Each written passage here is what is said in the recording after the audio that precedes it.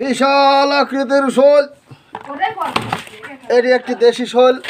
এর ওজন মাশাআল্লাহ প্রায় 1.5 কেজি।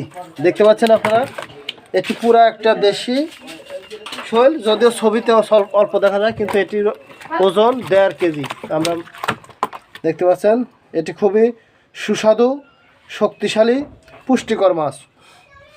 এটি সাধারণত নবজাতকদের খাওয়ানো হয়, যাতে বাচ্চার মাথা শক্তিশালী হয়।